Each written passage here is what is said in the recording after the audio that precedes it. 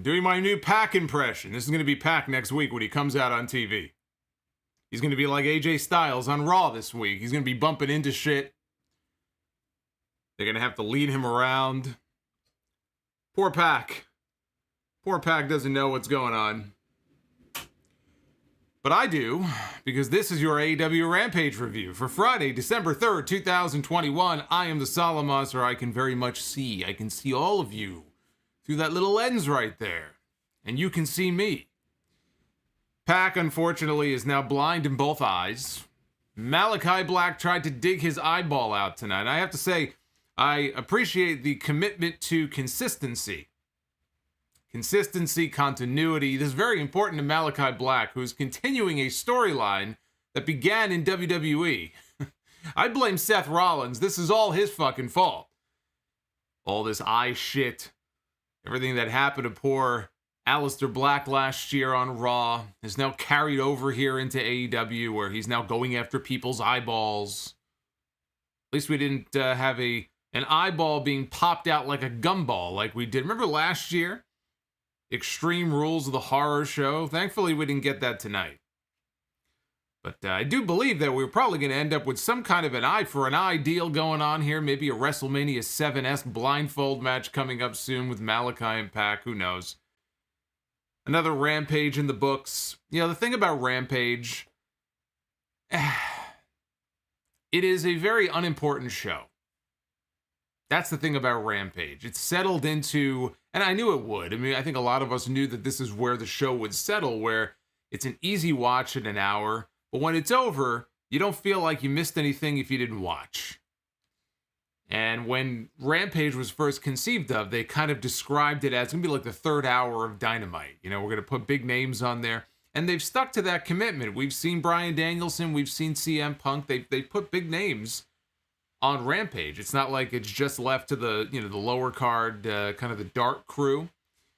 But it is a very unimportant show most weeks. Nothing really offensive about it. I thought tonight's show was fine. Yeah, we got a couple of good matches on the show, but just doesn't feel like there's a whole lot of important shit going on. But hit that like button and subscribe. We're going to take you through the whole show. We did have a championship match tonight. We were supposed to have two. Actually, one of the positive things I'll say about tonight's show is that it kind of washed the stink out of my own eyes from that second hour of Smackdown. Because there was some good stuff at the beginning of Smackdown. I even debated coming on here tonight and turning this into a hybrid stream, but after that, it just went all downhill. So at least I got some good wrestling to put me back in a semi-good mood. After that second hour of Smackdown took me out of it. But hit that like button and subscribe. Welcome to our new subscribers. Before we went on the air tonight, I want to just rattle off a bunch of new names. Francis Meister, Locke, 180, Sticketer, Fight in Codenames, and Frostbites Gaming Experience. Thank you guys for subscribing to the channel. If you are not subbed, sub right now. Take a moment to sub. Super chats are open. Any super chats that come in, I will shout you out and read some of them later on. We'll hang out for a little bit. Might be a shorter stream tonight. We're going to get through this real quick. Before we do, though, you'll see a message pinned in the top of the live chat. And also, this thumbnail right here is for the latest installment of our SPW Rewind, which went public for all of our channel subscribers today. It was exclusive for our channel members for the first 72 hours. Channel members get early access to some of the special features here on the channel, and already getting a lot of good feedback from you guys. Almost 40 minutes, the latest installment, so when you're done here, you can go ahead and check that out. That is there for everybody. Sammy Guevara opened the show defending the TNT Championship against the premier athlete, Tony Nese. Dasha announced Nese from Strong Island, and I realized, boy, they have a lot of Long Island boys in this company. I don't know what it is. Nassau County, Suffolk County. They got a lot of Long Island people in this company. I went to college in Long Island. They're going to be in Long Island for Dynamite coming up this Wednesday. Almost 9,000 tickets sold for the very first Dynamite in the brand new UBS Arena. Same building they were in for Raw last week with a little over 5,000. Tony Khan, speaking of Tonys, Tony Khan tweeted earlier tonight before Rampage the following. The TNT title is at stake in a huge match tonight on Rampage. We have a great champion, and I am so impressed by the challenger. He has been one of the hottest free agents in the business. Ahead of this huge match tonight, I am making it official. Tony Nese is all elite. So there's the official announcement. Tony, and I said to you guys a few weeks ago, I said they're not putting Tony Nese in all these segments if he's not signed. I mean, he was probably signed a couple of months ago.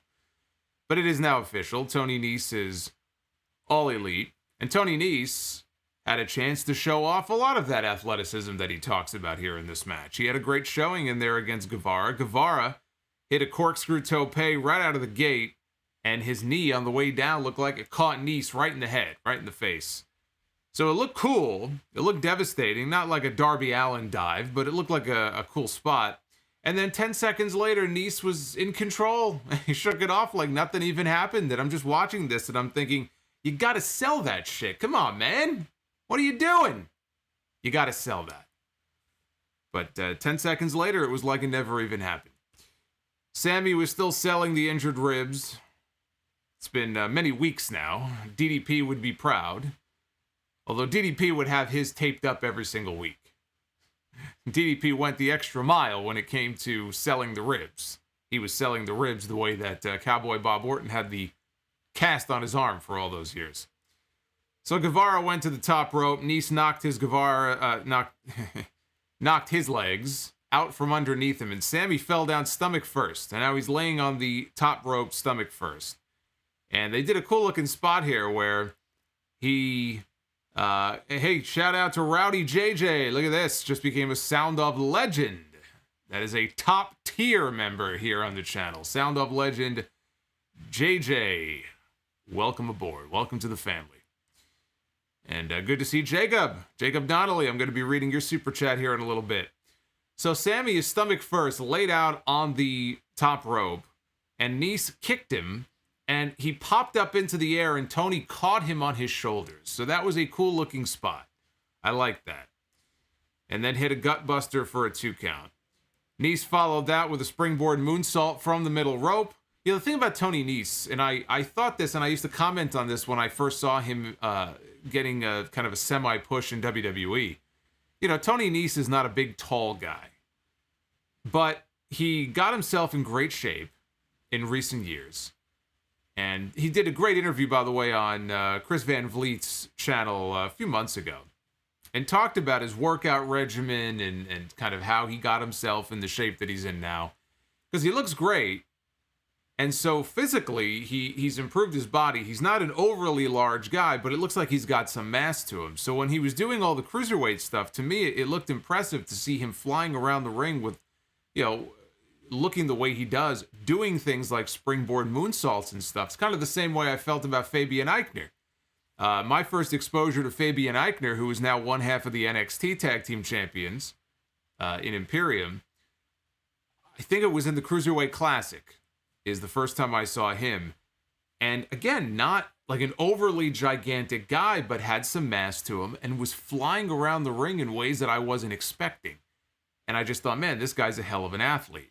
And that's the way I felt about Tony Nese. And so a little surprised, given how much emphasis they put on looks and, body in WWE, that they didn't give him a chance to do more than he did. He was the Cruiserweight champion. I mean, I think he won the Cruiserweight title at WrestleMania, so at least he had some success.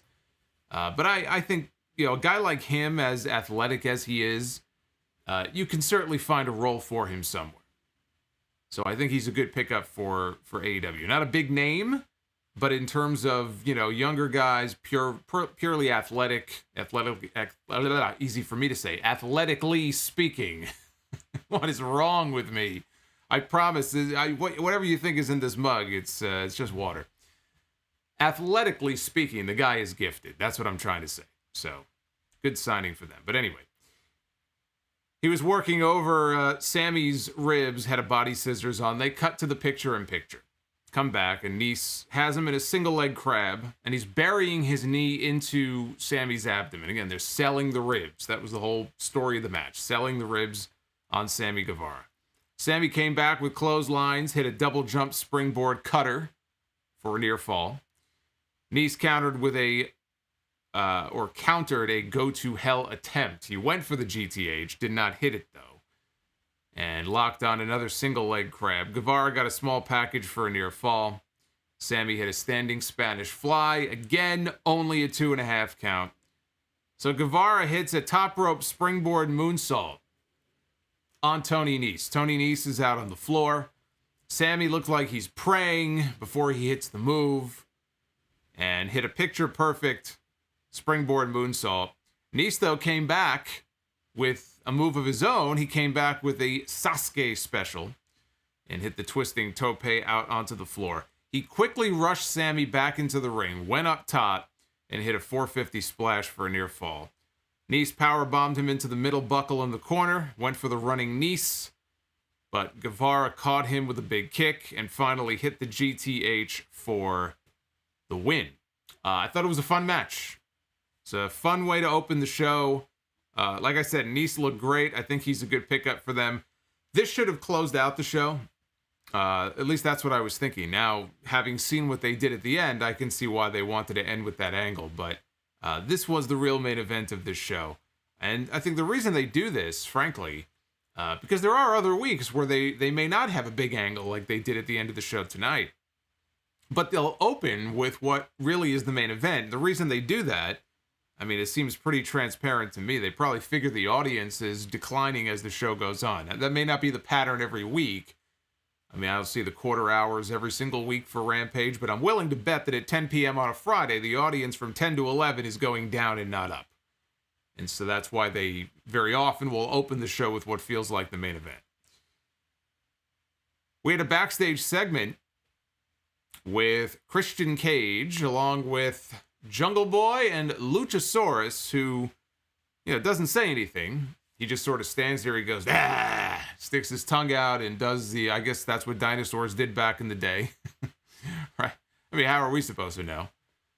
But Christian did all the talking, and he talked about Jurassic Express being on a roll, picking up a lot of wins recently, and he knows that sooner or later their luck is going to run out. He wants to continue to strike while the iron is hot.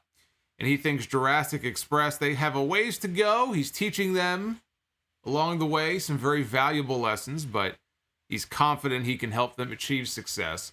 I know I've been saying this for a few months now, but this is still very clearly, very obvious to me that this is leading to a Christian Cage heel turn. I thought that it would come sooner, but I still feel the same way I felt 2 or 3 months ago when they first started interacting together, that there's a heel turn coming, and it's probably going to be for Christian Cage. I think it would be a mistake for it to be Jungle Boy. You don't turn Jungle Boy yet. There will come a time where Jungle Boy, hopefully at a point where he's more comfortable on promos, is in a position where you can turn him heel, but now is not that time. I think that would be about as stupid as turning Darby Allin heel right now. But Christian Cage, That guy was born to be a heel. We have Thunder Rosa on commentary for Jade Cargill's match against, they billed her as the Kick Demon, Janai Kai, who I don't know if they mentioned it tonight, but I thought they had mentioned that Kai was a student of Thunder Rosa's. In fact, I don't have it in front of me, but somebody did tag me in this. They wanted to know if it would be a candidate for said tweet. I guess Evilise posted a tweet, didn't mention Thunder Rosa by name, but was talking about, how are you going to call someone a student? I forgot the tweet. Maybe somebody can bring it up. But basically throwing shade at Thunder Rosa. So there's still, at least from one side, but probably from both. Obviously, there's still some heat there between the two of them. And she's still picking a fight with her. But Thunder Rosa was on commentary. No Chris Jericho this week, because Chris Jericho was laid out by 2.0. Let's all give a round of applause for 2.0 for getting Chris Jericho off the show this week. So we have Thunder Rosa sitting in for this match on commentary. This was over before it even started. I don't even know how I can call this a match. I mean, it was over before it even had a chance to get going. There was a pump kick from Jade. She hit the Jaded, which is her finish. 32nd, maybe 31. Done. Jade Cargill picks up the win. I don't know who this woman is. I had never seen her wrestle before. I know she's wrestled, I think, on Dark in the past. She made her AEW debut, I think, on Dark earlier in the year. And Kai is still relatively new to the business. She only debuted back in 2018. I have not seen her wrestle before. Coming into tonight and having seen this match, I still haven't seen her wrestle because she didn't do jack shit here in this match. But even though this did her no favors, this was not to build up Janai Kai. All due respect to her. This had nothing to do with Janai Kai. Janai Kai was a warm body in the ring who served a purpose. That purpose was to put over Jade Cargill and put more heat on the match between Jade Cargill and Thunder Rosa in the semifinals of the TBS Title Tournament. That is the only reason that's the only reason this segment even existed. So even though it didn't do her any favors, it wasn't about her. It was about Rosa and Jade. Cargill was going after Kai even after the match when it was over, and Thunder Rosa said, "Oh, I don't think so." And she got up from the announce desk and made a beeline for the ring to make the save. Referees came out to break them both up, and they're going to meet in the next round of the tournament. Hit that like button if you have not already done so. Thank you to our trusty mods who remind me to point that out in the chat every now and then. It does help the video when you do. Thank you again to all of our new subs who have joined in the last few days, and channel members as well. I see you. Adam Cole and the Young Bucks were in the back for a promo on Orange Cassidy and Best Friends. Young Bucks said that they will be back in action for the first time since Full Gear. This coming Wednesday on Long Island on Dynamite, they would face any two members of the Best Friends, which later on were announced as Chuck Taylor and Rocky Romero of Chaos, back again from New Japan. Rocky Romero back on Dynamite coming up this week. Hey, you know who else is from Long Island? Now that I think about it, we're talking about all these Long Island guys, right? Two members of the Dark Order are from Long Island. Tony Nese is from Long Island. MJF is from Long Island. Speaking of the Best Friends, Trent. Trent is from Long Island as well. Trent, I don't believe, has been seen since he had, or at least in action, he had spinal fusion, neck fusion surgery. I'm trying to think when he had the surgery. I think it was over the summer. I want to say July is maybe when he had the surgery. So he's not going to be wrestling or doing anything physical. I would be surprised, though, if he wasn't on the show, if he wasn't in the building and at the show on Wednesday, given where they're going to be. Yeah, it's been a few months now, but I think he's still a ways off from actually coming back and getting back into the ring. You know, he's been very snake bitten. I know he had the pec tear, and he missed a while with the pec tear. And I think, if my timeline is correct, I think he came back from that and then suffered the neck injury. And I believe that's been what has kept him out the last few months. So this has been a terrible year for Trent when it comes to injuries. So hopefully he can stay healthy in 2022. They recapped the Chris Jericho, Eddie Kingston 2.0 angle from last week.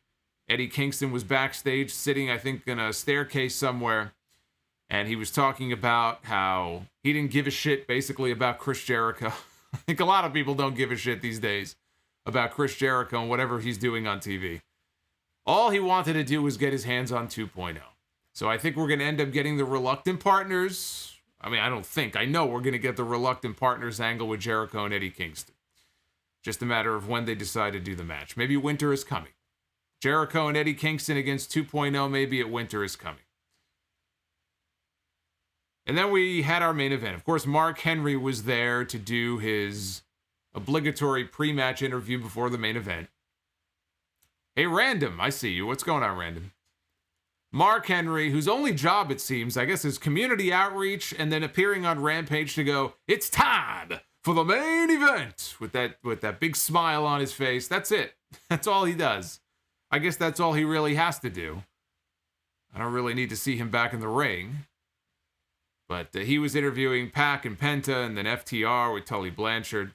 So we had the Bastard PAC with his pirate eye patch and Penta El Cero Miedo taking on FTR with PAC subbing for Rey Fenix.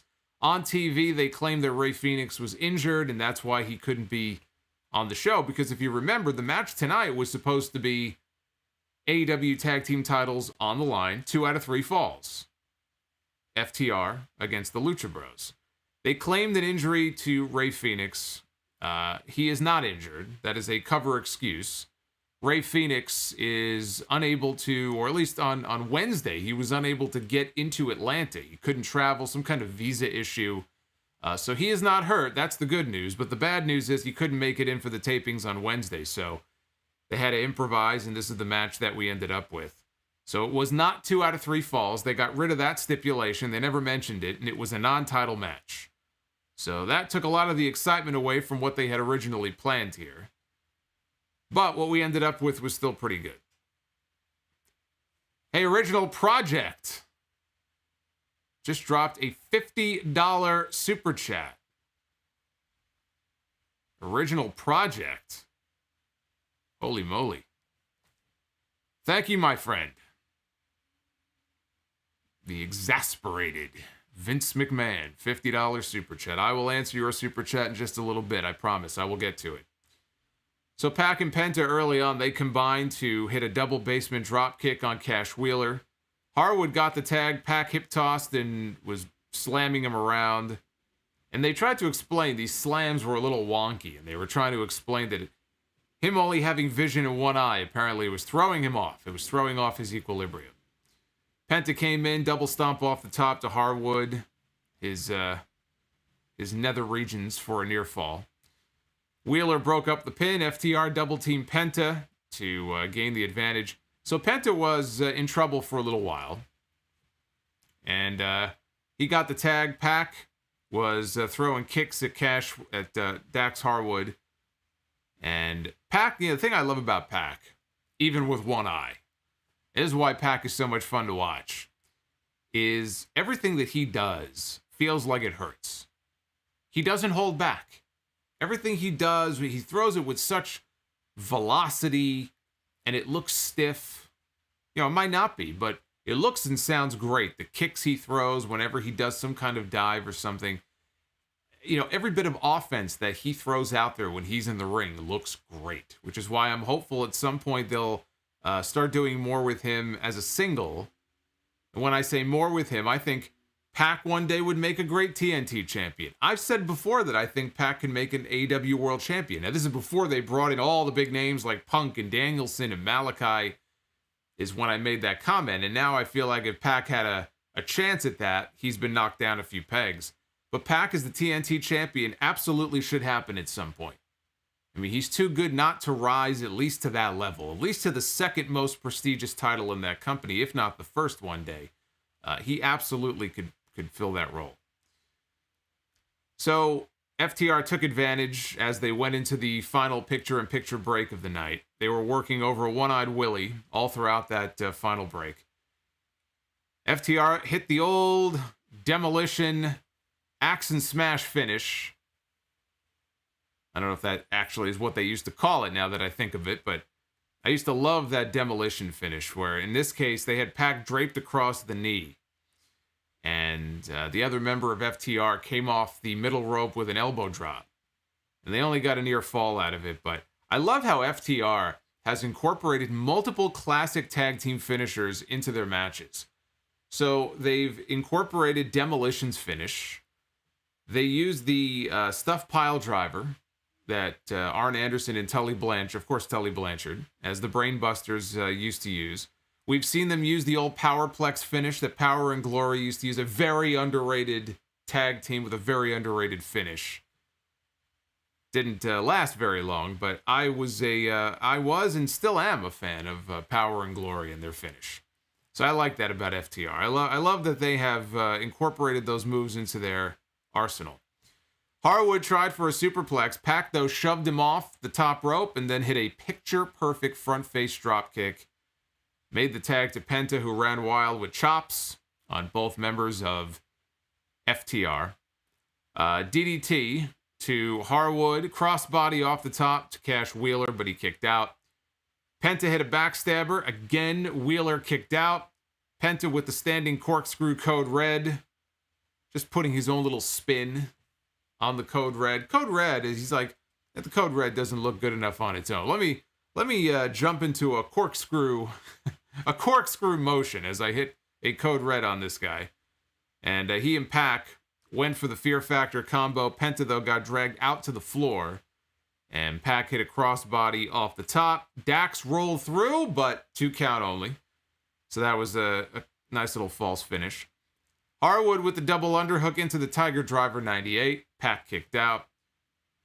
Then they had this convoluted spot where PAC got sent into Tully Blanchard. Harwood almost rammed into Tully, who had gotten up on the apron.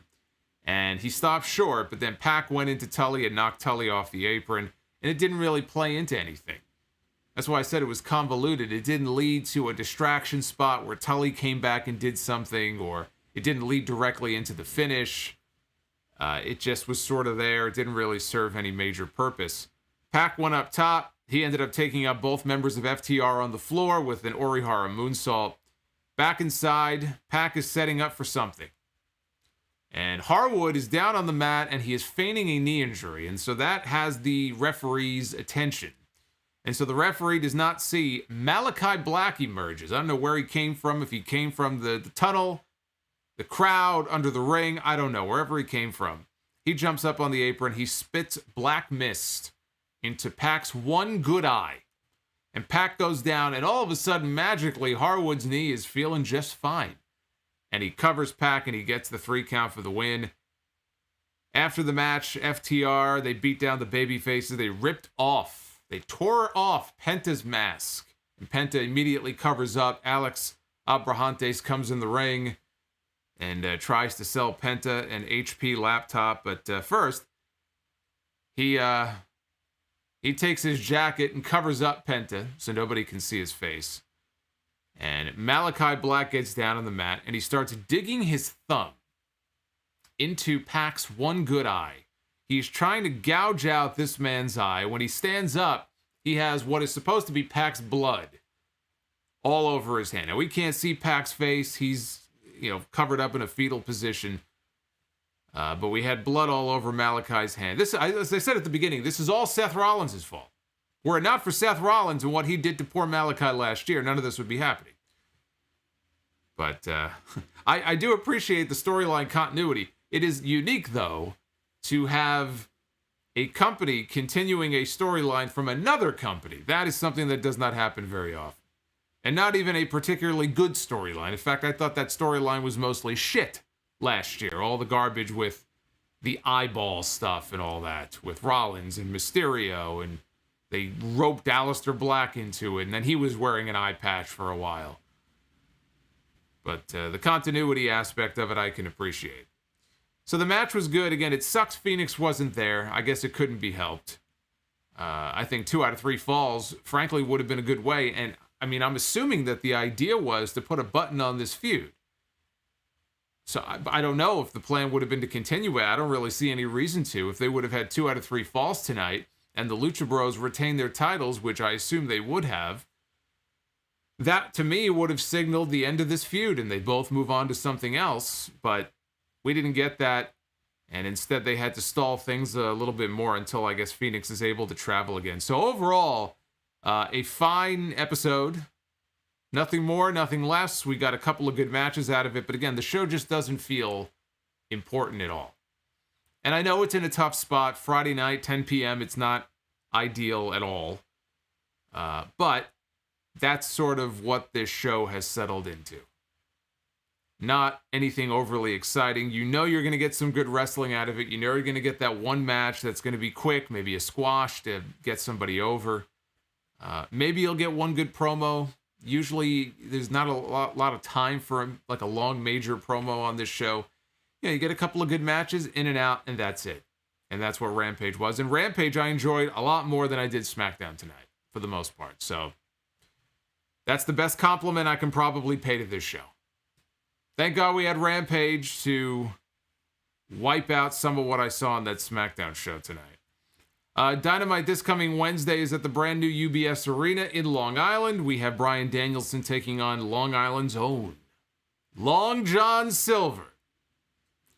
Jamie Hayter one-on-one against Riho, and the prodigal son returns home. MJF will be one of 12 men involved in a Dynamite Diamond Dozen Battle Royal for the Diamond Ring. So that's coming up on Wednesday. We are rocking the Twitter poll. Just shy of 80%. 79.3% thumbs up. 20.7% thumbs down. This is bombs away over my head here. This is what happens when you're in the flight path to JFK Airport here at 12 midnight. These fucking airplanes flying over my goddamn head. Anyway. At Solomonster is the place to go. You know the drill. Let me know what you thought of tonight's show. And I'm just reading some of the messages. Brian says Rampage is like Sunday Night Heat. It is, actually. It basically is. And if you remember, when Sunday Night Heat first started, WWE, there were some shows that they loaded up, not even counting the halftime Heat thing that they did with Rock and Mankind. But then it kind of settled into a third-string show behind SmackDown. This feels a little bit more, I guess a little bit more important than Heat, just because Heat ended up becoming the third show. Rampage is the second show. But that's, I think, a fair comparison to make. Hey, Jeffrey Hall has been a Sound Off channel member for 4 months. 4 months for Jeffrey. Says, thank God for a W, because WWE is horrible. You got the best show in the business. Sammy Guevara, he says, is lights out tonight. Sammy's been on fire recently. Sammy's been doing some good stuff.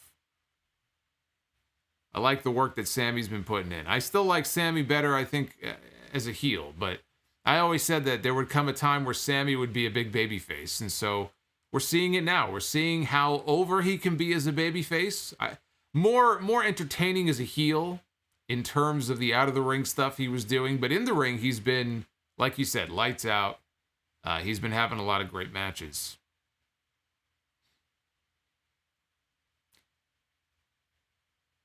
Yeah, Bearwolf says he's in the flight path of Fort Bragg.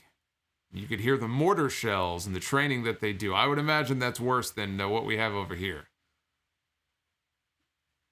Yeah, anybody who's a Mets fan can tell you what it was like to be in, Shea Stadium, Citi Field, in that area over there, because the planes are constantly going overhead, and you don't even really think anything of it now, but it's like it's always been that way, because the airport, I guess that would be LaGuardia, but it's so close to where the stadium is. That's kind of how it feels over here sometimes. All right, I see we have a lot of Super Chats coming in, so I want to read your Super Chats, and I want to thank you first for supporting the channel with your Super Chats. And like Roman Reigns, I will acknowledge you. Let me just get this open here. And hit that like button if you have not already done so. What do we got? We can get that number up a little bit more. On a lazy Friday night, we can get that number up a little bit more. All right, let's switch over here to your Super Chats. Hey, Fire Panda just dropped one. Fire Panda. I'll read yours in a little bit, buddy. I will get to yours, I promise. Who are we starting with? Are we starting with Groovy Goose? Yes, we are. We are starting with Groovy Goose. Thank you for the $5. Says food for thought. Do you think Vince also blames Triple H for CM Punk leaving? I can see that being another reason why Triple H's stock with Vince dropped. No, I don't think that factors into anything involving Vince and Triple H. CM Punk left in 2014. The same year that NXT, the first NXT takeover took place. So we went through that entire sort of glory period of NXT and Triple H building up NXT and gaining more influence in that end of the company. I think if Vince held a grudge against Triple H for something, that it would have manifested itself a lot sooner. So I don't think one really has anything to do with the other. Ryan Spies with the $4.99. Jade Cargill will be the first TBS champion and will drop the belt to Brandy Rhodes, who is wrestling in Dark now, to pay off their feud from last year. Well, I hope not. I certainly hope not. The winner of this tournament should be Ruby Soho, and if not Ruby Soho, then Thunder Rosa. We have a heel AEW Women's Champion right now in Britt Baker. I think that they might want to go the babyface route for the TBS title to start with. You've got two perfectly capable, very good choices in Ruby and Thunder Rosa, who I think the fans would love. Jade is not ready for that spot yet, so I hope that is not the case. Mr. Notorious Dez with the $5 super chat. I keep being reminded of that 2001 promo that Vince McMahon did when the NWO was coming in. When I watch WWE lately, I'm going to kill what I created. He says that he has. Well, that was 2002. I'm sorry to be that guy, but it was 2002. But yes, I do remember that infamous promo. He wanted to inject a lethal dose of poison. And it does kind of feel like he's done that. Tuxedo T Servo, thank you for the 10. Enjoyed the RSPW video, thank you. Lurked in the group through the 90s. There was a post on the 9 moves of the Warrior. But to get to that number, he included running to the ring, shaking the ropes, etc. Loved RSPW. RSPW was quite the place back in the day. I mean, it still technically exists, but it's not the same. It's not what it used to be. Now we have social media, there's Facebook groups and live chats on YouTube, and RSPW has sort of outgrown its usefulness, but I'm glad that you are still enjoying the episodes. The brand new one, episode 36. I've only done a few video ones. They used to be an audio segment on the main show, which is how we got to 36, but that is now up for everybody. It was up for channel members on Tuesday. You guys had it for a few days, and now everybody gets to enjoy. In fact, it's pinned right now in the live chat. You'll see it at the top if you missed it. Flamethrower. What's going on, my friend? Do you think that WWE is talking about getting rid of the Cruiserweight title as a direct result of wanting larger wrestling talents? I think there's talk of WWE junking the Cruiserweight title because they've never taken the Cruiserweight division seriously. When in their history has WWE ever truly taken the light heavyweights, the Cruiserweights, the Cruiserweight title seriously? They had a Cruiserweight Classic a number of years ago, which was great. I loved it. I enjoyed it. It had nothing to do with Vince McMahon. Obviously, he must have known it was going on, but I'm sure he had no involvement, direct involvement in booking that. When have they ever exhibited any kind of legitimate interest in doing anything meaningful with the Cruiserweights? Never. And now, you're right. I think that they are looking at guys who are bigger and larger than life, and it's just not a priority for them. And I'll talk more about the Cruiserweight title when I do my War Games predictions on the podcast on Sunday for NXT. I'll be live on YouTube Sunday night, by the way, when that pay-per-view is over, talking about War Games, so come on back then. Ryan Spies with the $4.99. I want PAC to start destroying jobbers while wearing 2 eye patches now. Well, that would take some talent. Although I guess you can get see-through eye patches. I guess you could do that. Kiara Santiago with the $5. One day Britt Baker will put MJF in the lockjaw and everyone will rejoice. I am putting it out in the universe now. I think MJF would kind of like that, actually. I don't think he would mind it. French fry slut with the $2.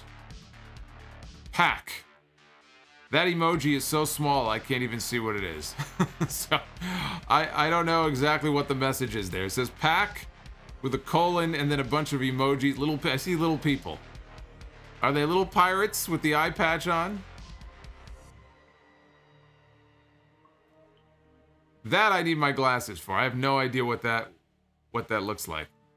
Jacob Donnelly with the $10. Could you see this Young Bucks and best friends thing potentially leading to an Okada appearance? I am probably reaching, but for some reason I thought about Adam Cole against Okada. Well, now you're getting me excited for something that's probably not going to happen. I was thinking about Chaos when they announced that tonight, the whole Rocky Romero tie into the match on Wednesday. I do think we're going to see more appearances by Chaos members, and I think it's inevitable we'll get Okada. This close to Wrestle Kingdom, I can't imagine that they would want to take any kind of risk with Okada coming back and forth. Now, I know these new restrictions they just imposed in Japan with this new COVID variant, from what I understand, does not affect people who, are from Japan. I think it only affects foreign. It would affect foreign talent, for example, coming back and forth, who don't have a work visa. If I'm New Japan, I don't want Okada coming to the States now. You're so close to your biggest event of the year. I don't take any chances. So no, I don't think Okada's coming in yet. And I don't think you want to do it yet. I think you can wait and hold off on it until sometime next year. But hey, maybe Yano. Maybe we're gonna get something with Yano at some point. I almost think like it's inevitable. How do you not do it? Blind man emojis, is that what that was? Okay. It's a blind man emoji. It's so I mean, look at it on the screen there. I think it's also the dark background. I can't see what that is. It looks like a guy who's dancing. Actually, it looks like a guy who's holding a broomstick. I think my vision is going. I think I'm the blind man. It's not PAC. I think it's me. Doesn't that look like a guy with a broomstick in his hand? Anyway. Jacob, thank you for the question. I don't think we're getting Okada just yet. Orlando with the $4.99. Hey, Solomonster, good show. Where are the Good Brothers? I think you're the only person who's even attempted to ask that question. I don't think anybody gives a shit where the Good Brothers are. I know I don't. The Good Brothers are back at Impact. The working agreement between Impact and AEW has ended for the time being. And so they had to go back to their home. Their home is Impact. I know it kind of felt like they were signed to AEW because they were on TV every week, but they were not. They're still Impact talent. Magician Sapphire with the $10 super chat. Janai Kai got wasted quicker than Al Bundy. Original Project dropped that $50 bomb earlier. How have you been feeling the storytelling of the I assume that means show, heading into the third year?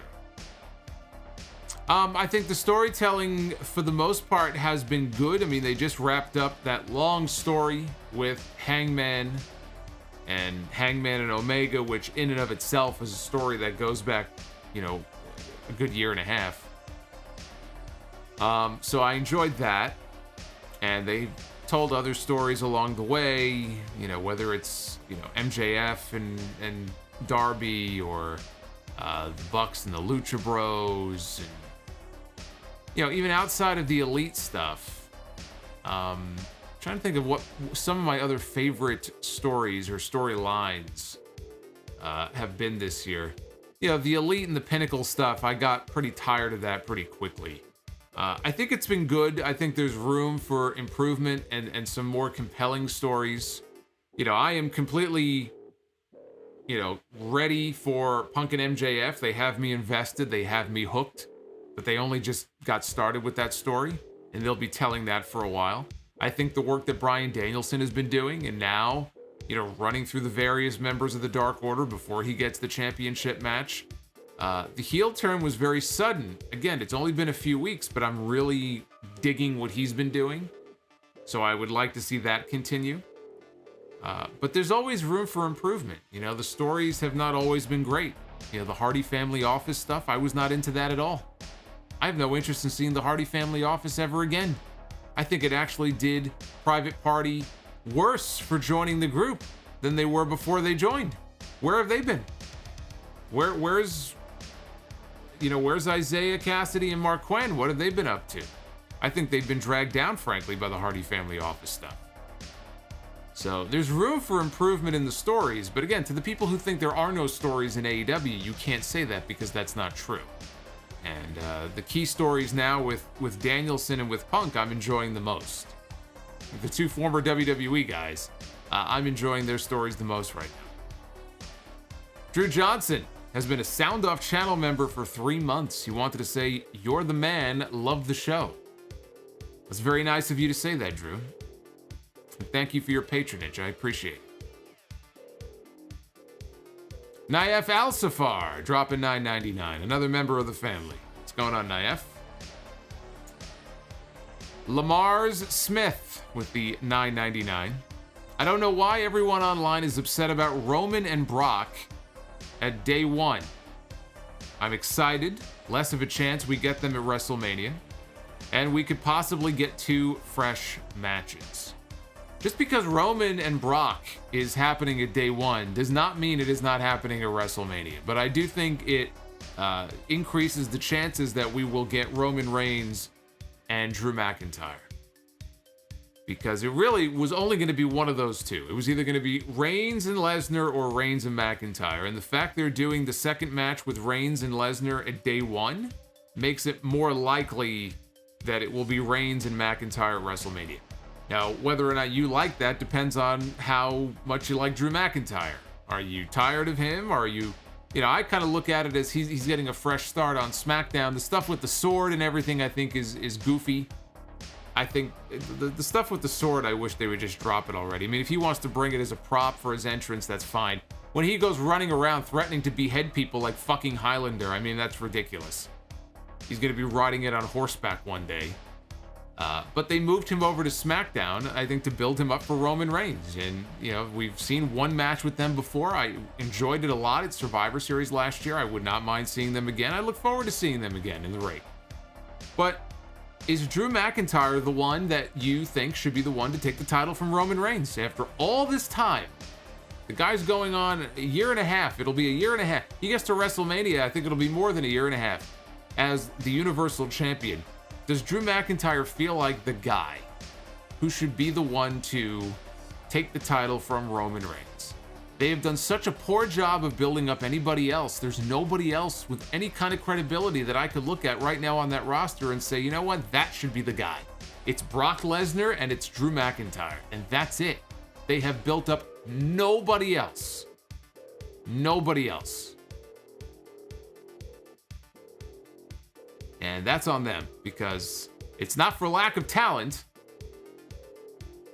but they haven't done it.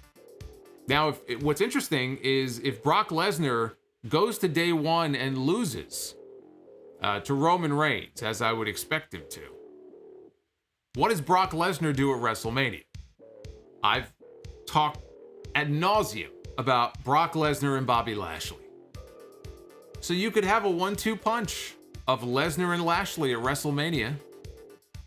And then you could do Roman Reigns and Drew McIntyre for the WWE Championship. You got 2 nights of WrestleMania. You could have one match on one night, the other match on the other night. And even better, when you get to WrestleMania, you do Edge and AJ Styles. And if AJ is still stuck in tag team hell, then you go with my other choice that I've been pitching, Edge and Kevin Owens. I have no idea if Kevin Owens will even be working for WWE. I'm assuming not. by WrestleMania. I'm assuming he's on his way out. So you could do Edge and AJ. You could do Lesnar and Lashley. You could do Roman and Drew. That could be your top 3 for the men. And then whatever the matches are going to be on the women's side. Now we're booking WrestleMania here. We do everything here on these streams. Fire Panda 007. Where do you think this Cody and Black and Andrade feud goes now that they did the table spot? In my opinion, that feud has to end soon. Oh, I think the Cody and the Malakai stuff is done. I mean, there's no reason at all to continue it at this point. The table spot is, I'm going to get more into it on the show on Sunday as well, but I'll say now what I said on Wednesday. You know, the only reason that spot happened on Dynamite is because Cody is not turning heel. And I believe him when he says that he does not want to turn heel. He is not going to turn heel. That was his way of trying to win the fans over, was putting himself through that flaming table. I thought it was an incredibly stupid spot. It was completely unnecessary in that match. If you're going to do that, save it for a big payoff to like a blood feud. He had practically no feud going with Andrade, and all of a sudden they're busting out flaming tables. It was completely unwarranted. And I went back and I rewatched the spot, and I didn't mention this on the stream on Wednesday because I was kind of caught up in the moment and just the whole flaming table thing. But, you know, if you watch it back, it's even dumber upon second viewing. As cool as it looks, I mean, it looks cool. It's a cool spot. And look, Cody's got a lot of balls for doing it. But it looked more like a sliced bread by Andrade. It looked like Andrade was giving him a sliced bread off the top rope. And Andrade never even touched the table. It was all Cody. And yet Andrade laid there and Cody covered him for the win. So even that aspect of it didn't work. It was just, let's do a flaming table spot for the sake of doing a flaming table spot. It's like, hey, you know, now you can cheer for me. Doesn't work that way. You know, he might have won over some fans as far as their respect. But every city is different. You're going to be in Long Island this week. You think they're all going to cheer Cody when he comes out? When they're in Texas for Winter is Coming in 2 weeks, if he's on that show, you think they're all going to cheer for Cody? He might get some more cheers out of it, but, you know, I don't think that plan is going to work. And that's the only reason they did that spot on Wednesday, because I think he wants to be the John Cena of AEW. I think he's... Look, I'm sure Cody would love to go out there and get cheered by everybody, but I think he's adamant about not turning heel, and I think he's resigned to being the Cena who goes out there and gets these loud mixed reactions. Even if they are mostly negative, I think Cody is resigned to just being the John Cena of AEW when it comes to crowd reactions. But I thought it was a dumb spot. Comes off as very desperate. Drew Johnson, Sammy Guevara is my favorite. Dude is the best that I've seen since Shawn Michaels. That's high praise. Sammy is very good. Sammy is one of the young pillars. They talk about the pillars of AEW. Sammy is one of the pillars. Fire Panda says his birthday was great. Good to spend the day after with you and the family on the chat. Well, it's good to have you. And I was going to ask you about that. Hopefully your birthday went well. Yeah, the Coog in the chat says Andrade's chest was on fire. His chest was not on fire. What happened is, and this is again one of the many reasons why this was so stupid to do. And those flames, by the way, were ridiculous. I think Brandy went a little overboard on the on what was it? The lighter fluid. She went a little nuts with the lighter fluid because Cody comes up and he's on fire. And what happened was when he reached over to cover Andrade, part of his arm was still burning. And it was burning Andrade's chest. And Andrade is the one who put the flame out because he could feel that he was being burned. And so he was smacking Cody's arm to put the flame out. Andrade was the smart one. I think he wanted no part of that flaming table, which is like, dude, you want to go through it, go right ahead. I'm not touching that thing. He was the smart one. So his chest was not technically on fire. That was actually Cody's arm that was on fire. Vitamin Vision TV. I randomly saw the clip today of Crash Holly at Funtime USA. As a fellow Brooklynite, do you have a Funtime USA story or memories? I got lots of Funtime USA memories. They had the test of strength with the giant hammer. They had the bumper cars. They had the ball pit, which is what Crash went through, the super slide. I went down that super slide dozens of times. They had... I'm trying to think which WWF... It might have been WrestleMania, the arcade game that they had in the arcade upstairs. I think it was WrestleMania, the arcade game. Because this would have been around 95, 96. So that's what it was. Many a time playing that game. They had a couple of WWF... Actually, they had more than a couple. They had like 3 or 4 WWF signings at Funtime. I went to 2 of them. One of them was Shawn Michaels in the summer of 95. And I met him, and I got to hold the Intercontinental title when he had the blue, like that light blue, like a sky blue strap. That belt it's like the color of my shirt. The shirt that I'm wearing right now. That was the color of the strap that the IC title had at the time.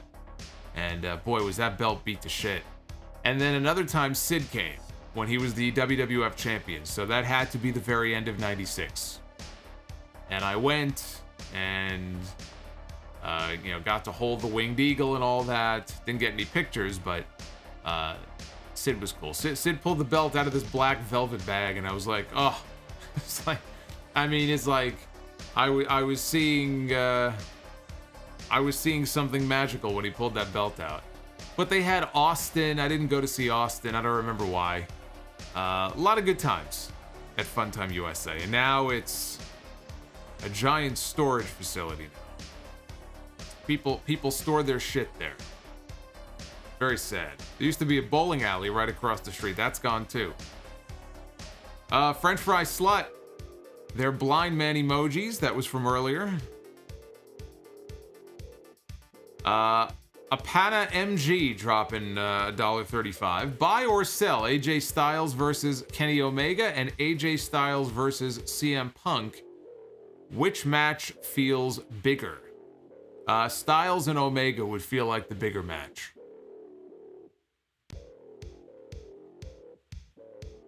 Nick Grasso with the $9.99. Do you think Dexter Lumis is getting released because he disappeared? So maybe he went to Jacksonville to talk to Tony Khan, or Orlando to talk to Scott D'Amore.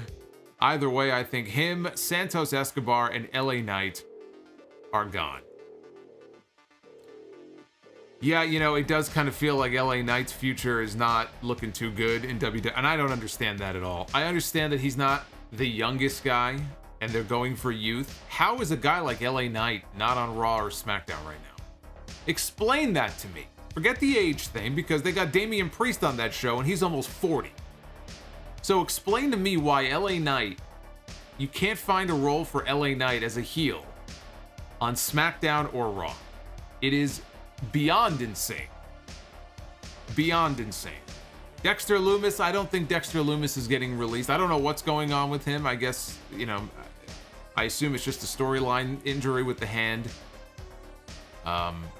They're not protecting him the way that they used to. I feel like he's taken a lot of losses recently. I don't see him being released yet. Nobody is safe in that company outside of a couple of top guys. I don't have a good feeling, honestly, though, about Escobar or Knight. I just don't. Quintus Brown. House of Glory card is stacked. Cannot wait. I'm very excited. House of Glory next weekend. So 8 days. Actually, it's after midnight. So a week from now, next Saturday, For the Glory. Streaming live on Fight TV at 7 Eastern. I will be on commentary again. We got Malakai Black, the aforementioned Malakai Black. I have to watch my eye. If he comes near me, I'm going to have to watch for the black mist. Maybe I'll wear these glasses to protect myself. What do you think? I'll wear these glasses during the show. I won't be able to see anything, but I'll wear these glasses during the show. But we got Malakai Black taking on Amazing Red.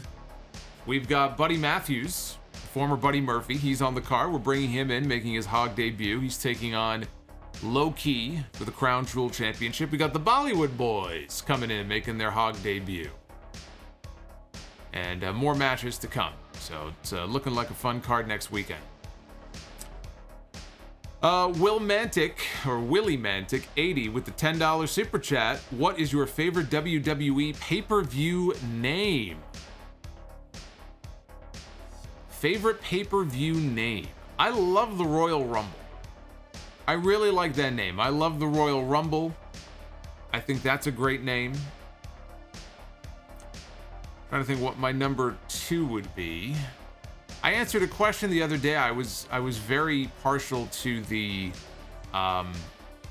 Backlash name. I like Backlash. I think that's a cool name. You know, even King of the Ring. I think King of the Ring is a cool name.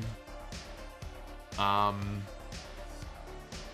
where's some of the other ones? I'm trying to think of pay-per-views they don't do anymore that they've done away with.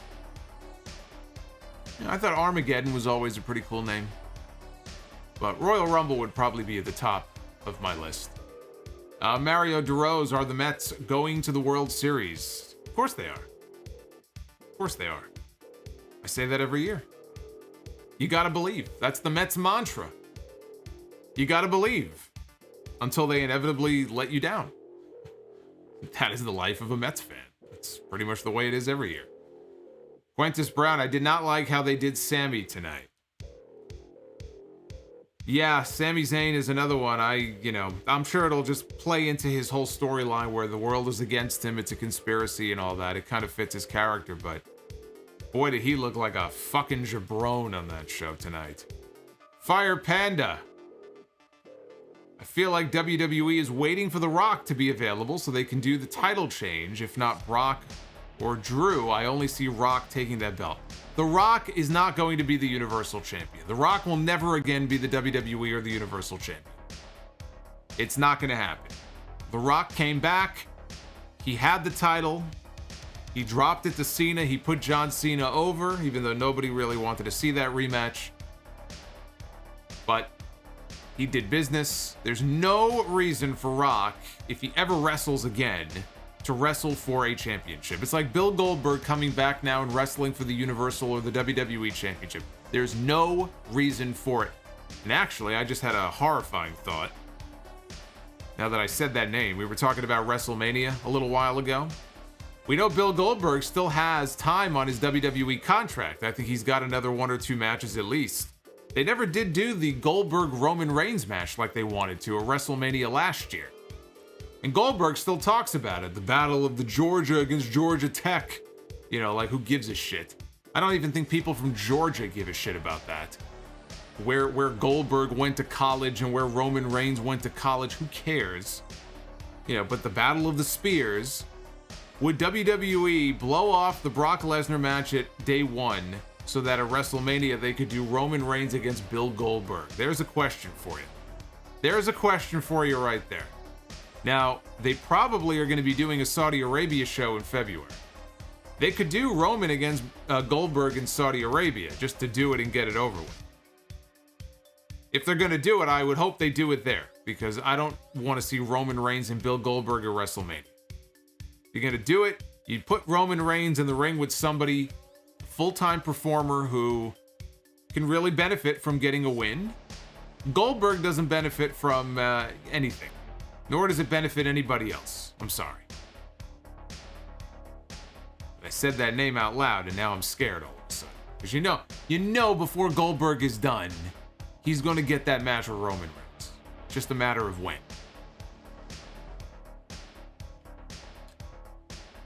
Fire Panda, hopefully that answers your question. He also says, favorite pay-per-view name would be Great Balls of Fire. Quintus, we need Santana and Ortiz back on TV. I agree. Ed Weber says, Battle of the Spears. Get the fuck out of here. There are 5 people on the roster who do spears. Another great point. But you know that would be part of how they would promote it, the Battle of the Spears, right? But he's right. Everybody, it's like, it's not as bad as the dives, but Goldberg does the spear, Roman Reigns does the spear, Edge does the spear. Who else? There's at least one other person. I guess Big E. Big E does a spear, although he does it through the ropes. But isn't there there's somebody else who does a spear? List all the names in the chat. Current active WWE or NXT people who use the spear. I'm almost positive there's at least one more person who I'm not thinking of. Maybe it's in NXT. And Fire Panda says, I bet $1 that The Rock takes that belt. Well, I'll take you up on that bet. The Rock is not winning the belt. Oh, Bobby Lashley. Thank you. How could I forget? There you go. Bobby Lashley. Another one. Bobby Lashley does the spear.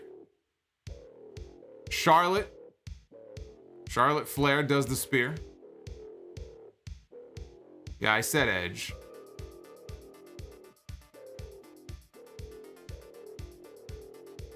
Did it, and he was the only one who was doing it. Doesn't quite mean as much as when Goldberg was on fire back in the day during his heyday. Ryan Spies. I think if best friends are going to bring in anyone to help them against the Super Click and Bobby Fish, it would probably be Johnny Gargano if he leaves.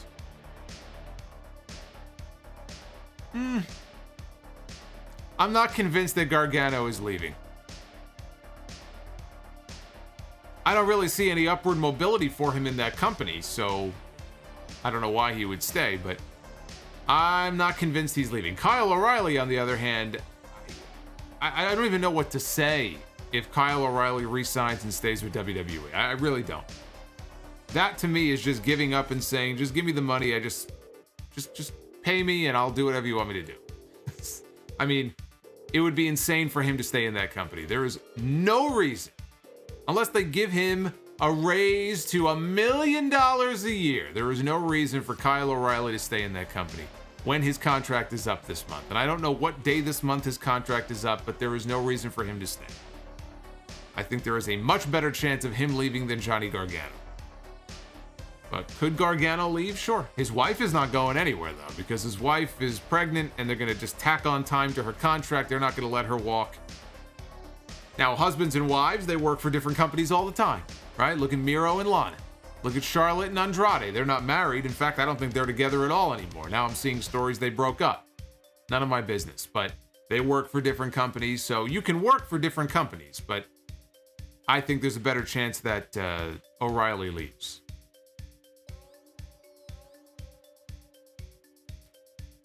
And yes, Fire Panda says Lashley does the spear. As we were just talking about, Lashley does in fact do the spear. A little weird too, that video package they aired for him on Monday.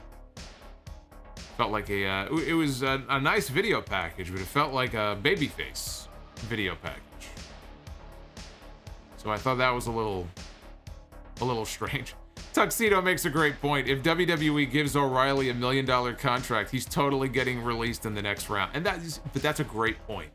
So even the excuse, if you just purely financial, if you are someone who says Kyle O'Reilly cannot make the kind of money that WWE would offer him if he goes anywhere else, like Tony Khan's not going to give him the kind of money. If WWE really wants him to stay, they can up the money offer.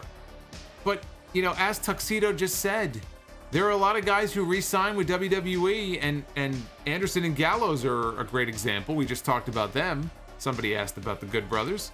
They signed big fat contracts for high six figures per year. And 6 months later, they were gone. It doesn't matter. You can sign a contract for $1 billion. They could turn around 3 months later and shit can you. Because remember, you have no job security in that company. So I repeat, why in the world would Kyle O'Reilly want to stick around and keep teaming with Von fucking Wagner in NXT? They're challenging for the tag team titles, by the way, on Sunday.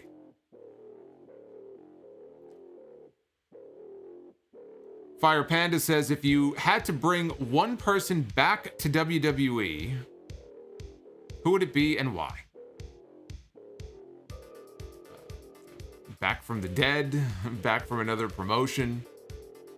I mean, there's a lot of people they never should have released in the first place.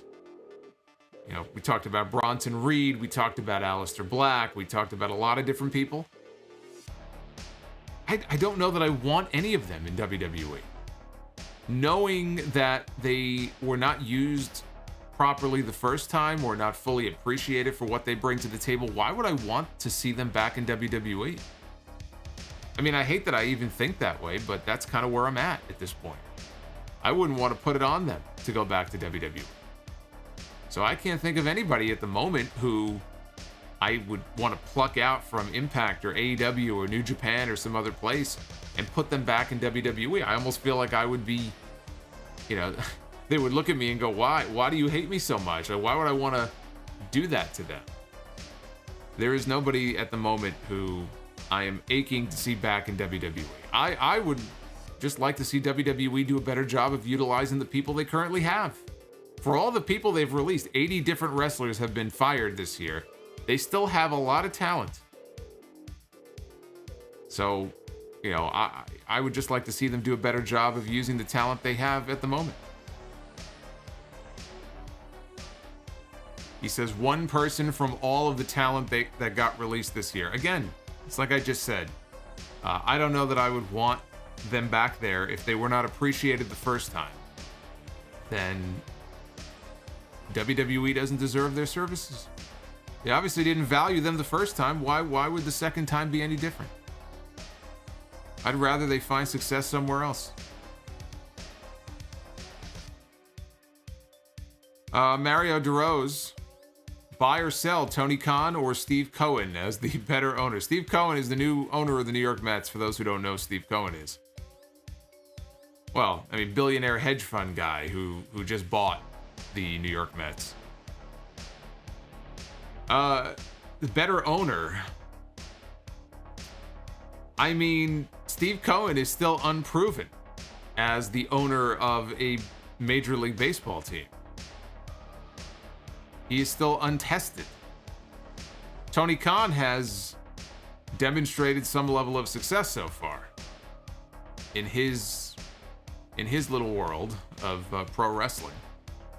So I would have to go Tony Khan, but you really should ask me that question in a year, and I might have a different answer for you. Fire Panda says, I would totally bring back Nia Jax, and not one person would be pissed. I detect some sarcasm in your super chat. By the way, I love Nia Jax going on Twitter and saying that she is very likely not going to wrestle again. It makes her decision a little bit easier when you realize that there's no major promotion that would want to sign her. So it's not as if people are going to be knocking down her door. She may as well just retire. I don't think they're banging down her door. I'm sure there are some promotions, some smaller promotions that would say, hey, she's from WWE television, so she's got a name, let's bring her in. There ain't no major promotions knocking down Nia Jax's door, so I would retire too if nobody was picking up the phone and calling me.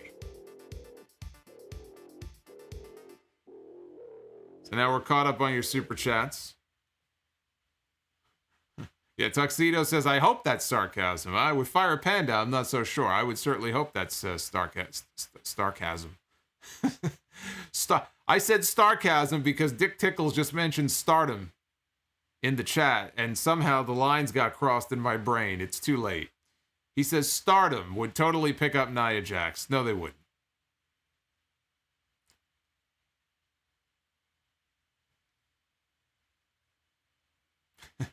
Ed Weber says, I'm going to go on Twitter and announce that I'm not interested in working as a surgeon. There you go. Well, you've scooped me because I was about to reveal something very, very personal to all of you guys. I was going to save it for the podcast this weekend, but I guess the cat's out of the bag now. I may as well announce it to you.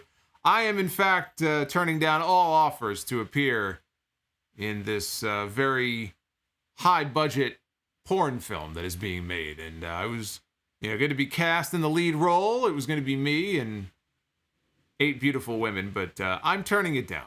Before they even make me the offer, which I'm sure was about to come my way. See what I did there? I'm turning it down.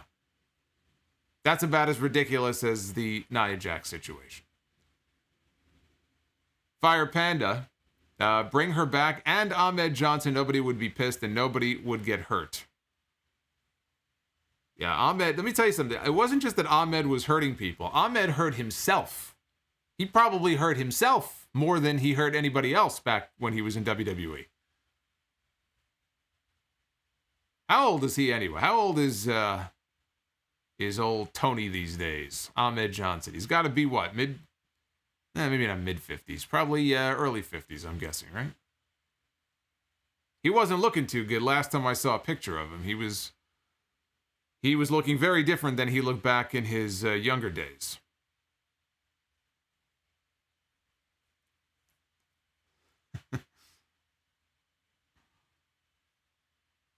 Nia in WoW Women of Wrestling. And with some of the choices they've made so far, I guess that wouldn't surprise me.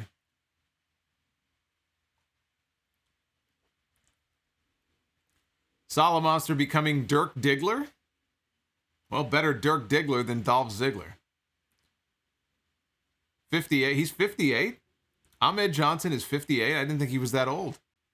Is he really 58?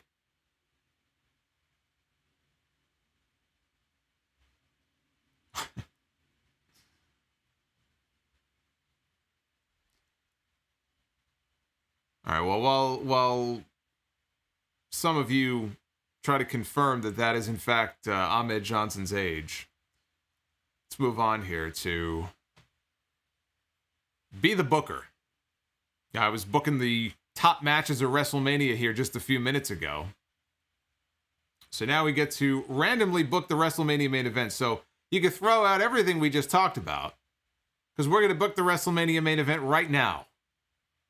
Forget all the talk about Roman Reigns and Goldberg, Roman Reigns and Drew McIntyre, Brock Lesnar and Bobby Lashley, Edge and AJ Styles. Let's book it right now. See what we come up with here.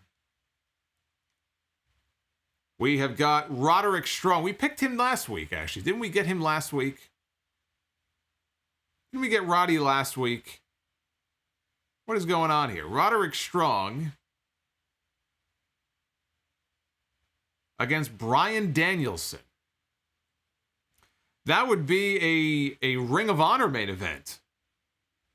At one time, many years ago, that would be a great Ring of Honor main event. And you know what? That would be a great WrestleMania main event as well. I think those two would get the crowd into it. Two pros who know how to work a match. I think that would be a fine WrestleMania main event. Let's head over on the women's side and see what the female main event is going to be for WrestleMania.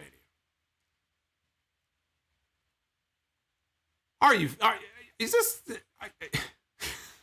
what is going on here? What are you doing to me? Are you kidding me?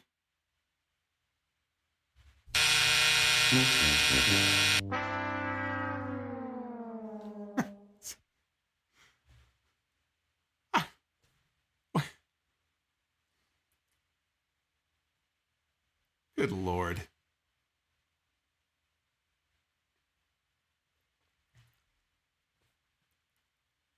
Good Lord. What are you doing to me?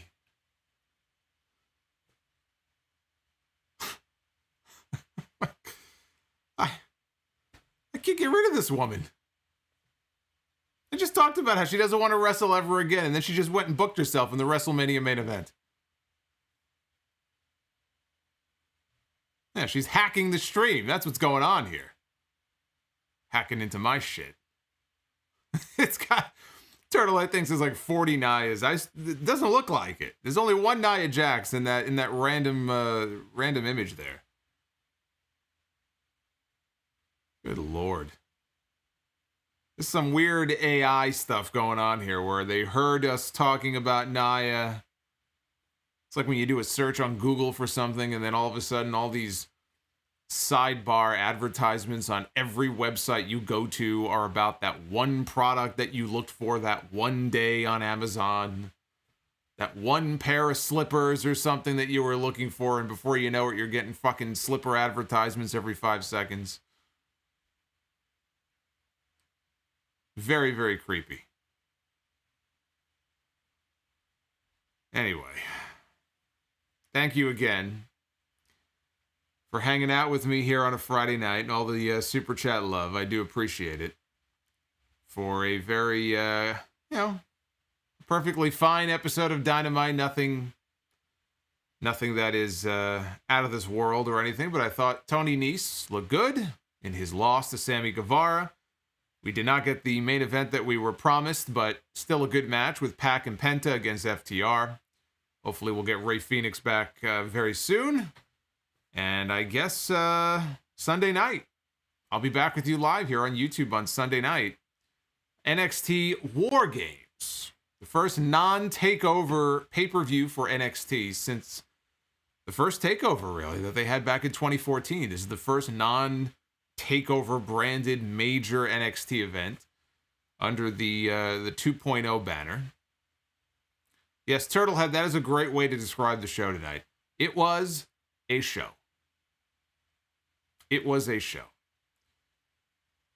We'll talk War Games on Sunday night, and earlier on Sunday, episode 733 of the podcast will drop, as it does each and every Sunday. And then next Wednesday, I guess, live on Long Island. I will not be at the show. I will be parked right here so that I can review the show as soon as it goes off the air. So I will not be at the UBS Arena, which is only about 25 minutes probably from where I am, right? It's just a drive over the Belt Parkway onto the Cross Island. By the way, if you are going to the event, from what I have heard from people who have been to some Islanders games at the UBS Arena, getting out of there and back onto the Cross Island is probably not going to be too much fun. You might want to leave the show a little on the earlier side. That's just a friendly tip that I have been given from some people who have been to the new building. But even if you are not watching the new NXT, come on and spend some time with me on Sunday night. You know I'm going to give it to you straight. If it's a great show, I'm going to tell you it's a great show. And if it's not a great show, well, those are some of the best streams, aren't they? See, NXT doesn't get me angry, though, the way the main roster does. It sometimes leaves me disappointed. You get disappointed, Solo. Like that $5, you're going to see a lot of $5 disappointed Solomonster super chats if we get a disappointing NXT show. I try not to get angry and overly upset about it the way that I do the main roster, but you never know. You never know with these things. Moore is in the chat, has second row seats for Dynamite on January 5th. That is awesome. That's the first TBS Dynamite. Where is that from, by the way? Where is that first TBS Dynamite on the 5th? Moores, where are you from?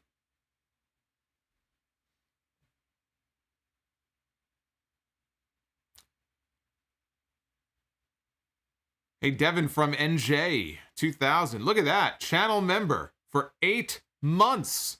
You know, those of you who joined as a channel member at the beginning, I only opened the channel memberships up for the first time in March. So in the next few months, you guys are going to be coming up on 1 year. I think your badges might change. I think there might be a new badge. I have to check on that, if there's a new badge for when you hit 1 year. So we're going to be hitting a lot of 1 year members coming up soon. But Devin's been with us for 8 months. He said, cherish, keep, rent, and sell Lesnar, Cena, Orton, Batista. And did I watch the Batman animated series growing up? No, I don't think I watched the Batman animated series. I watched The Real Ghostbusters. How many of you remember that? The Real Ghostbusters cartoon. I watched that and Thundercats and, you know, He-Man Masters of the Universe, Inspector Gadget, Pink Panther. Cherish, keep, rent, and sell. Of those names, it's interesting. I would cherish Lesnar. Lesnar is a once-in-a-lifetime kind of attraction. I would probably cherish Lesnar. I would keep...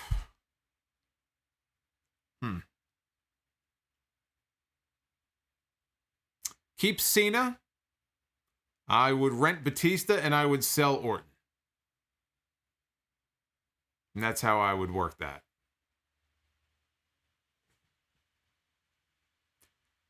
Newark, New Jersey.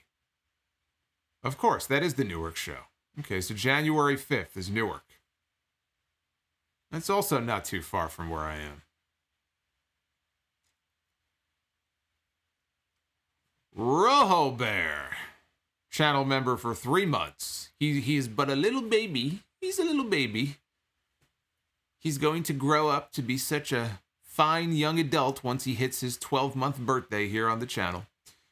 Says, did you check out that Warriors of Virtue movie I told you about? I did not, no. I've got about 4 movies that I have been told I have to watch, and I have not gotten to that yet. In fact, today, during dinner, I finally started The Wire. Season 1, Episode 1 of The Wire from HBO. So I've officially jumped in.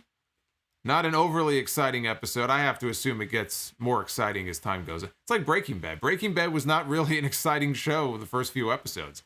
And then you sort of hit that point where it's like, okay, things kind of kick up into the next gear. So I have to assume that's the way things will be with The Wire.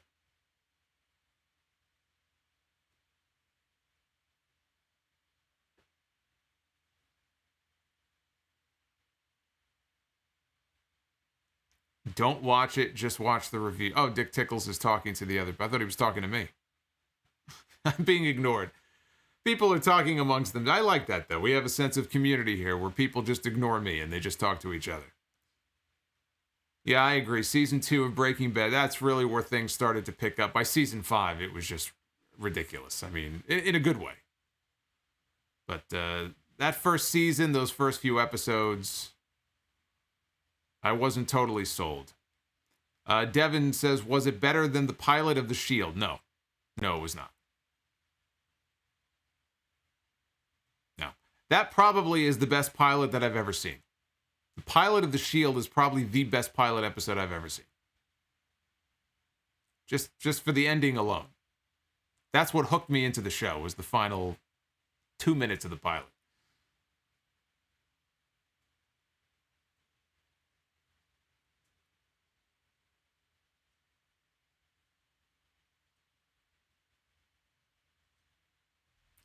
Hey, Frost, go get some sleep, man. You worked a 10-hour shift.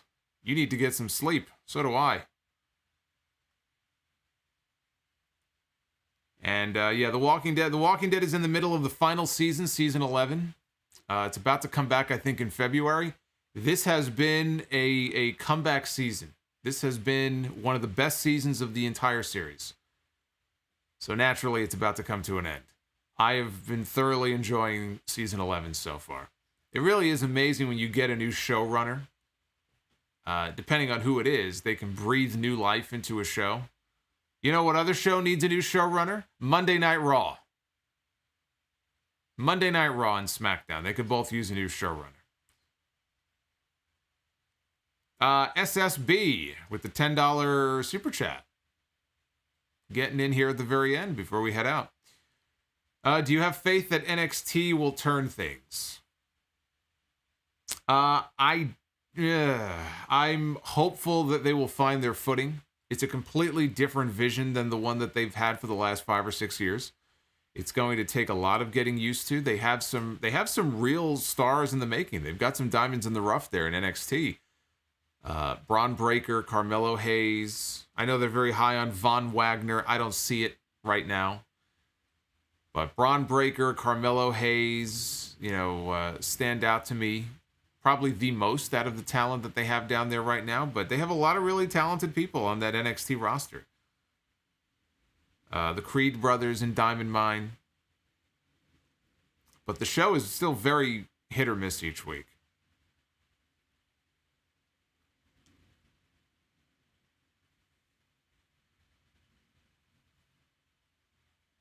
Steven Gonzalez has a wrestling match ever made you cry? Yeah, but for the wrong reasons. I've seen some matches that have made me cry, all right. I've seen some bad matches that have made me cry.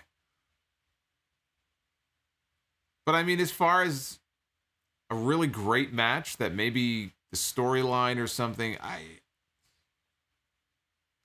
don't know if it made me cry.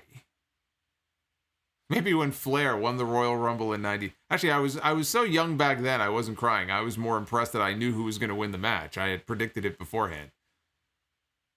Flair cried, right, with a tear in his eye. I don't think so.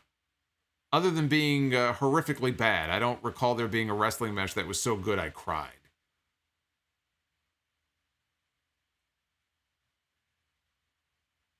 Cry laughing. Maybe cry laughing, but in terms of crying, like emotional crying, happy crying, I don't think so, no.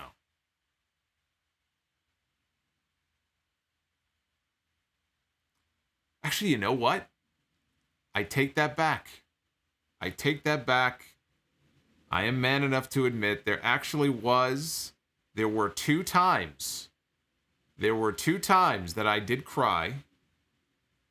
The first time, and when I go back and I watch it now, I still actually tear up a little bit. And it wasn't really the match so much. It was what came after the match. WrestleMania, Randy Savage, Ultimate Warrior, retirement match, great match. But the stuff that came after the match where Savage, he's beaten, he's a defeated man, and Sherry is in the ring and she starts kicking the shit out of him, and the camera is cutting back to Elizabeth in the crowd. Because Savage and Elizabeth had been apart on TV for a couple of years by that point. And Elizabeth jumps the guardrail and runs to the ring and throws Sherry out of the ring, and Savage is there and Elizabeth is there, and they run into each other's arms, and people in the crowd are crying, and Bobby Heenan is making fun of him. But not for nothing. That angle is fantastic. And I would put that on the list. That would be on the list. The other thing, and it's kind of silly now to look back on it, but as a younger fan at the time, and of course I look at it now and it's like how awful it was what they did to Bret. But when Hulk Hogan came out at the end of WrestleMania 9, and he went into the ring, and he beat Yokozuna, and he won the WWF Championship back, there was a tear shed. There was a tear shed. I look back on that now, and I am ashamed to admit that. Whereas the Savage and Elizabeth thing, I feel exactly the same way now that I did back then. The other thing, though, not so much. But at the time, to see Hogan win the belt back one last time and Real American is playing and everything, I got swept up in the moment. I am ashamed to admit. But beyond that, no, I don't think there's been anything else.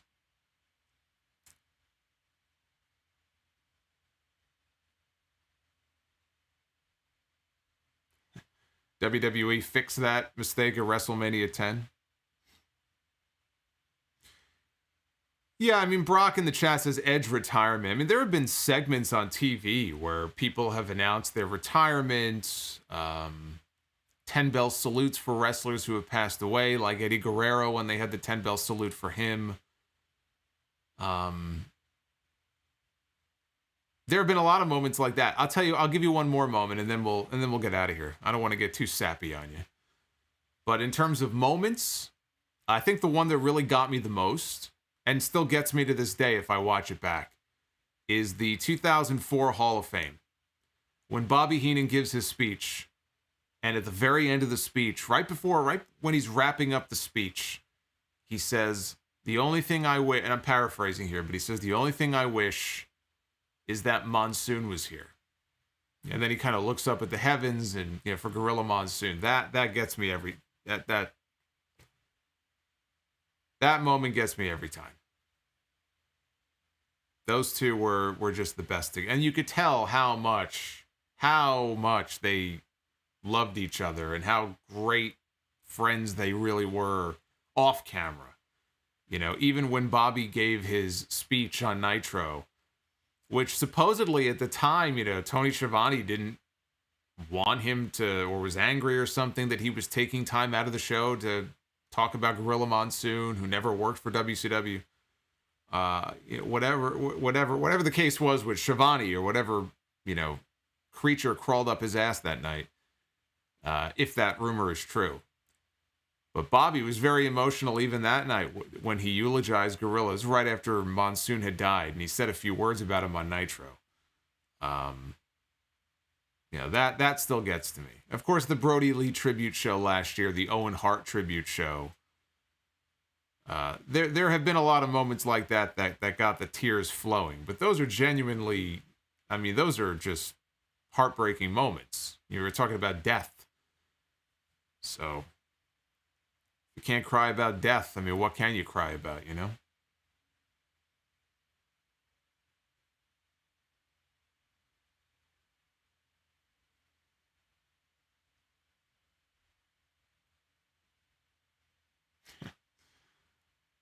All right, guys. Good chatting. I'm going to head out of here. I'm going to leave you guys for the night. Be well. Stay safe. Thank you for joining me tonight. Those of you who stuck around, hit that thumbs up if you haven't already done so. Thank you to the new subscribers. Thank you to the new channel members. I'm going to see you guys live right back here on Sunday night for War Games. War Games. NXT War Games. Until then, take care and have yourselves a great weekend. I'll see you guys on Sunday night. Take care, guys.